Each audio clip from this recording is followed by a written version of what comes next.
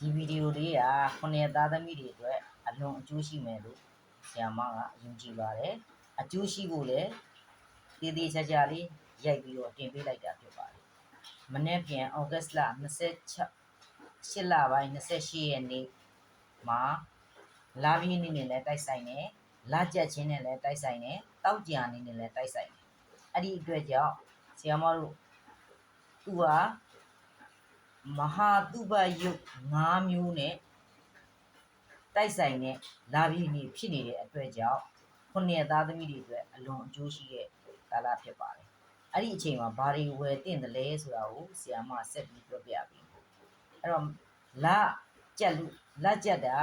မနေ့10နာရီခွဲပတ်ဝန်းကျင်လောက်ကစပြီးလက်ကြတာပေါ့နော်။အဲ့လိုလက်ကြက်တဲ့အချိန်မှာဆရာမတို့ဘက်ကမြန်မာနိုင်ငံကမမြင်ရဘူး။ဟလာအမေရိကတိုက်တွေ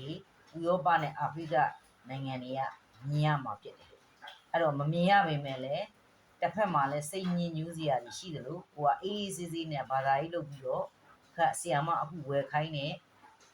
ပစ္စည်းလေးတွေကိုတစ်ခုမဟုတ်ရင်တစ်ခုပေါ့နော်ရလေးပေါ့အဆင်ပြေရလေးပေါ့ပတ်စံရှိတဲ့လူကတော့ရွှေငွေရတနာတွေဝယ်တာပေါ့ရွှေငွေရတနာတွေဝယ်တဲ့ဆိုလို့ရှိရင်ဥစ္စာဒနာတွေကပို့ပြီးတော့တိုးပွားလာရွှေငွေရတနာမဝယ်နိုင်တဲ့လူတွေကြရင်စားဝယ်နံပါတ်1စားအိမ်မှာရှိတဲ့တောက်ရည်မျိုးရေပြည့်ရရေတန့်တွေဝယ်တာမျိုးနောက်တစ်ခါရေမွှေးတွေဝယ်တာမျိုးပြုလုပ်ပေးရအဲ့လိုရေစားတို့ရေမွှေးတို့ဝယ်တဲ့အပြင်ကိုယ့်ရဲ့အိမ်မှာပစ္စည်းဥစ္စာတွေမလျော်ပါသွားဘဲနဲ့မြဲမြံခိုင်မြဲမဲ့သဘောတရားကိုပြအဲ့တော့တောက်ရည်တို့ရေတန့်မှုတို့ဝယ်ခြင်းအပြင်နဲ့မျက်နှာပွင့်လန်းပြီးဩဇာအာဏာကြီးမားစေပါတယ်ရွှေငွေရတနာဝယ်လို့ရှိရင်အစာပေါင်းများစွာတူးပွားစီတယ်ဆရာမတို့မဟာဂုရုကျမ်းဝေဒမဟာဂုရုကျမ်းမှာဆိုထားပါတယ်နှုတ်နဲ့နှုတ်ထွက်ပစ္စည်းတွေဝယ်မယ်ဆိုလို့ရှိရင်တဲ့ကိုယ့်ရဲ့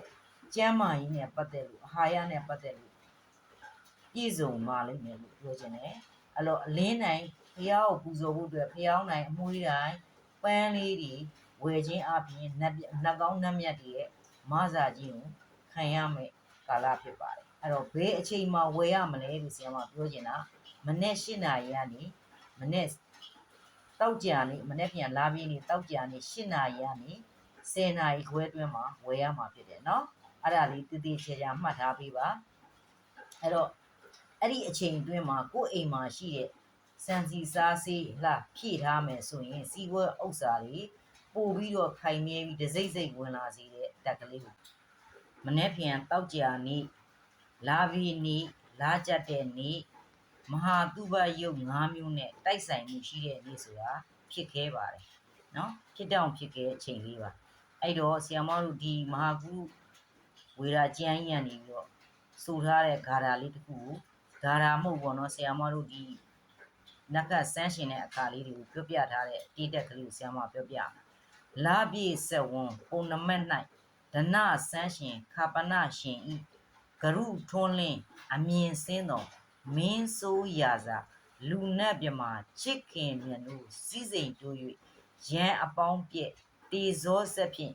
အလိုဆန္ဒပြေဝပြီးမြောက်မဟာတိဋ္ဌိတကူရောက်ဤဂုရုဝါရလာပြည့်ည၌ဒနစန်းစီခါပနနီဤဂုရုဒိဋ္ဌိအမြင်ပြီးကြောင့်မဟာရာဇစည်းစိမ်ပြည့်လျက်ဩဇာတေဇဘုံတဘာဖြင့်ရန်အပေါင်းကြော်စောထင်ကြံသမျှကိစ္စပြီးမြောက်ကအတ္တမဟာတိဋ္ဌိမြောက်တိဋ္ဌိရောက်မြဲကင်းဤအဲ့တော့ဆရာမတို့ဒီမဟာကုဝေရာကျမ်းကဒါကြောင့်မလို့ဆရာမဒီအချိန်မှာမနေ့ပြန်မနေ့မှတ်မိတယ်နော်10နာရီ8နာရီကနေ10နာရီခွဲတည်းမှာစားဝယ်မယ်စားကတော့ဆရာမတို့ဘာနဲ့ဆိုင်လဲဆိုရင်ဥစ္စာဒနာနဲ့ပတ်သက်ပြီးတော့ကိုယ့်ရဲ့အိမ်တွင်းနဲ့ပတ်သက်ပြီးဥစ္စာဒနာစီးပွားဥစ္စာပေါ်ကျွယ်ဝစေတယ်တောက်ရည်တန်းနဲ့ရေမွေးဝယ်လို့ရှိရင်မျက်နှာပွင့်လန်းတိုးပွားစေတယ်အဲ့တော့အစားအသောက်နဲ့ပတ်သက်တဲ့အစီအစိမ့်တွေဖြစ်တဲ့နှုတ်နဲ့ပတ်သက်နှုတ်ထွက်ပစ္စည်းတွေဝယ်မယ်နှုတ်စီနှုတ်စိမ့်တကြားအဲ့လိုမျိုးအစီအစိမ့်ထောပတ်တွေအဲ့လိုဝယ်ခြင်းအပြင်ခန္ဓာကိုယ်ရဲ့ကျန်းမာရေးနဲ့ပြည့်စုံမှုတွေကိုရရှိတယ်